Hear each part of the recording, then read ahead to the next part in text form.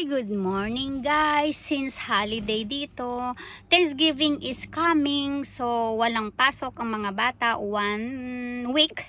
And ngayon ay wala namang appointment yung asawa ko, kaya I have to time to clean my own car.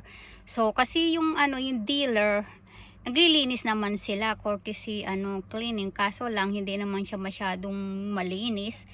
Tapos yung pagdalhin ko naman sa sa car wash, hindi ako satisfied the way they clean, kasi bilis-bilisan nila. Tapos pag gusto mo naman dalhin doon sa talagang malinis siya, so derail na yun. So ayun, mag-i-spend ka doon ng mga 250 and up, depende sa dumi ng sasakyan mo, ganoon. Pero ako, may time naman ako ngayon kahit palaging pagod, kaya ayan. So anyway, I enjoy cleaning my own BFF. Ito ang aking BFF, si Subi. Ayan, pakita ko sa inyo kung ano yung mga ginawa ko. Ayan, nilinis ko na yan. O, diba? Hindi siya perfect na linis, pero satisfied naman ako. Ayan, o diba, malinis siya.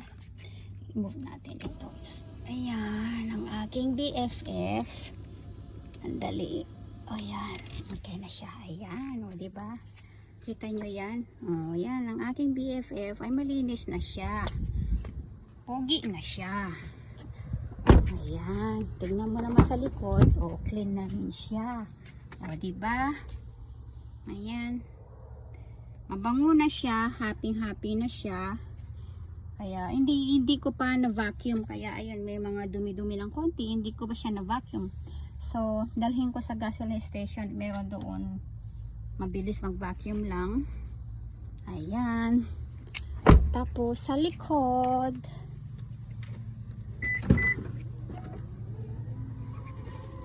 ayan, marinis na rin sa likod. Ayan, pag nag-grocery ako, ayan, pero pag pag nilalagay ko yung gamit ng asawa ko dito, tinatanggal ko yan. Kaya ayan, so far so good.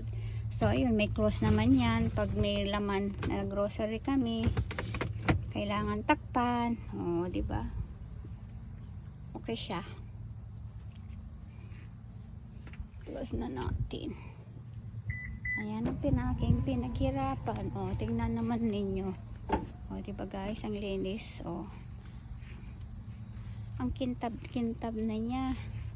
Ayan, washi clean lang yan. Washi clean is meaning to say, pang madalian. O, diba? O, yan. Kintab ng aking BFF. Sa aking BFF. Ayan, malinis na siya. Pero yung car ng asawa ko, ayun, madumi. Bahala siya maglinis dun. Kaya yun lang guys. Ayan. Ang aking Subi. Diba? Malinis na ang aking baby. Malinis na. Ayan. So ito, panglimahan talaga siya. So, tamang-tama lang sa pamilya ko. Isa lang yung anak ko, and then yung pagdinalaw kami ng anak ni Jeff, ayan, tapos si mother. So ito pang dalawahan, pero pag pwede naman gawing pang tatluhan yan.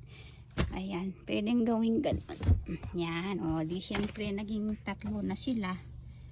Ayan. Ayun lang guys. Thanks for watching. Follow pa more. Bye bye.